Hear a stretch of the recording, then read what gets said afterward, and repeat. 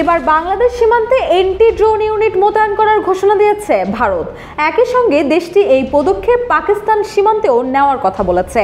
গেল 5 আগস্ট বাংলাদেশের সাবেক প্রধানমন্ত্রী শেখ হাসিনা ক্ষমতাচ্যুত হওয়ার পর দিশাহারা হয়ে পড়েছে ভারত সরকার।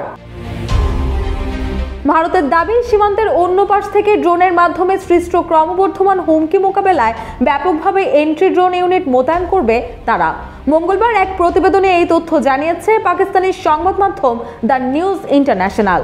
প্রতিবেদনে বলা হয়েছে, পাকিস্তান ও বাংলাদেশের সীমান্তে এন্টি ড্রোন ইউনিট মোতায়েনের ঘোষণা দিয়েছে ভারত। সীমান্তের অন্য পাশ থেকে আসা মনুষ্যবিহীন আকাশযানের মাধ্যমে সৃষ্ট ক্রমবর্ধমান হুমকির প্রতিক্রিয়ায় ভারতীয় সীমানা সুরক্ষিত করার জন্য ব্যাপকভাবে এন্ট্রি ড্রোন ইউনিট স্থাপন করবে নয়াদিল্লি।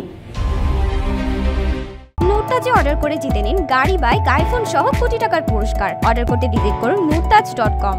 ভারতীয় গণমাধ্যমে প্রকাশিত রিপোর্ট অনুযায়ী ভারতের স্বরাষ্ট্রমন্ত্রী অমিত শাহ ভারতীয় সীমান্ত রক্ষী বাহিনী সেনাদের প্রশিক্ষণ শিবিরে 60তম প্রতিষ্ঠা বার্ষিকীর অনুষ্ঠানে ভাষণ দেওয়ার সময় ড্রোন হুমকির গুরুত্ব এবং ভারতের সক্রিয় পদক্ষেপের কথা তুলে ধরে। অমিত শাহ বলেন, পাকিস্তান এবং বাংলাদেশের সাথে সমগ্র সীমান্তে সংবেদনশীল এলাকাগুলো পর্যবেক্ষণ করার জন্য ব্যাপকভাবে সমন্বিত ব্যবস্থাপনা ব্যবস্থা বাস্তবায়ন করবে ভারত।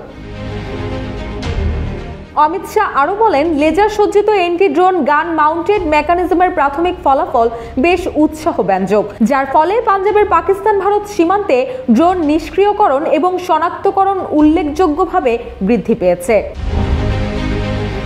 এদিকে ভারতীয় একটি সংবাদপত্র দেশটির সরকারি তথ্যের উদ্ধৃতি দিয়ে জানিয়েছে, 2023 সালের প্রায় 110টির তুলনায় এই বছর 260টিরও বেশি ড্রোন পাকিস্তানের সাথে ভারতের সীমান্ত থেকে ভূপাতিত বা উদ্ধার করা হয়েছে। ড্রোন আটকানোর এই ঘটনাগুলোর বেশিরভাগই হয়েছে পাঞ্জাবে, তবে রাজস্থান এবং জম্মুতে এই সংখ্যা খুবই কম।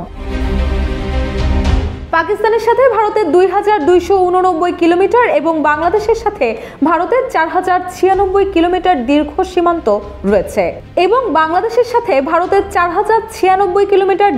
সীমান্ত রয়েছে বিএসএফ এর ওই অনুষ্ঠানে অমিত শাহ পাকিস্তান এবং বাংলাদেশের সাথে ভারতের সীমান্ত সুরক্ষিত করার জন্য চলমান comprehensive integrated border management system নিয়েও আলোচনা করেছেন।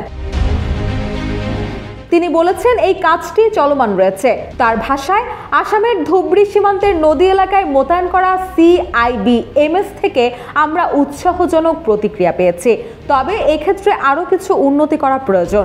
অন্যদিকে ভারতের একটি সরকারি বিবৃতিতে স্বরাষ্ট্রমন্ত্রী অমিত শাহের বরাত দিয়ে বলা হয়েছে, আরও কিছু উন্নতির পর এই ব্যবস্থা পাকিস্তান ও বাংলাদেশের সাথে সমগ্র সীমান্ত জুড়ে প্রয়োগ করা হবে।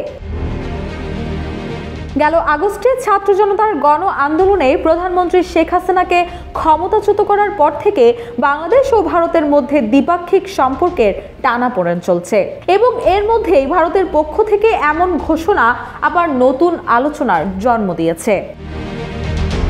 রুশা সুর, জয় জয় দিন।